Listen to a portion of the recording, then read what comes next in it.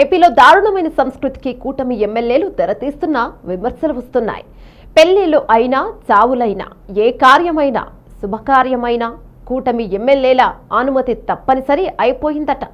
ఎమ్మెల్యేల కనుసన్నల్లోనే ఏ కార్యమైనా చేయాలంటూ అనధికార హుకుం జారీ చేసినట్లు చాలా మంది చెవులు కొరుక్కుంటున్నారు. సాధారణంగా పెళ్లి విషయంలో ఆ నియోజకవర్గ ఎమ్మెల్యేను కలిసి కార్డు ఇచ్చి ఆహ్వానించడం జరుగుతుంది. వారి టైం షెడ్యూల్ను బట్టి ఎమ్మెల్యేలు హాజరవుతుంటారు. కానీ కూటమి ఎమ్మెల్యేల నియోజకవర్గాలలో విభిన్న పరిస్థితి నెలకొంది. ఏ ఇంట్లో కార్యం జరిగినా దానికి సంబంధించిన అన్ని వస్తువులు సామాన్లతో సహా ఇంట్లో కార్యం జరిగితే, టెంట్ హౌస్ సామాన్లు ఫంక్షన్ హాల్లో వేడుక జరిగితే అవి అన్నీ వారు చెప్పినట్లే జరగాలట.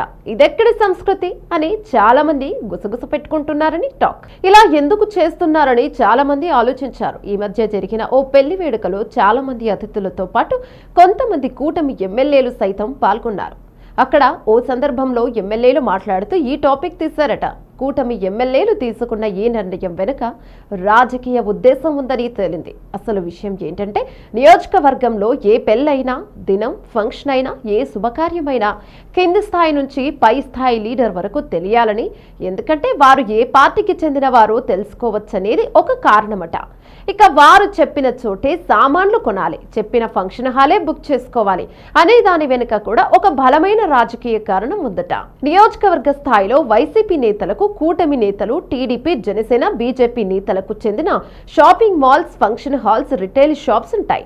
నేరుగా వారికి లేకున్నా కూటమి సానుభూతి పరులకు ఉంటాయి. కాబట్టి ఏ ఫంక్షన్ అయినా కూటమి అనుకూలమైన వ్యక్తులకు సంబంధించిన ఫంక్షన్ హాల్స్ లోనే వేడుక చేసుకోవాలట.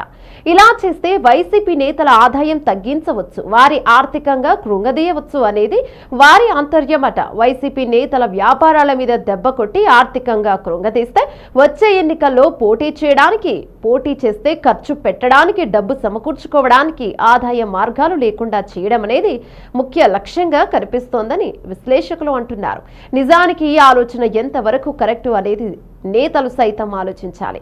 ఇప్పటికే రాష్ట్రంలో వ్యక్తిగత కక్షలు ఎక్కువ. ఇలాంటి ఆంక్షలు కూడా పెడితే ఇక ప్రజల పరిస్థితి ఏంటి? ఇదేనా ప్రజాస్వామ్యం? ప్రజలు ఏ కొట్టులో సరుకులు కొనుగోలు చేయాలి, ఏ ఫంక్షన్ హాల్లో దావతులు చేసుకోవాలి అనేది కూడా నేతలే, ముఖ్యంగా పాలక వర్గాలే చెబితే ఇక ప్రజల పరిస్థితి ఏంటి? ఇలా అయితే రాష్ట్ర ప్రగతి ఏంటి అనేది విశ్లేషకులు ఆలోచిస్తున్నారు.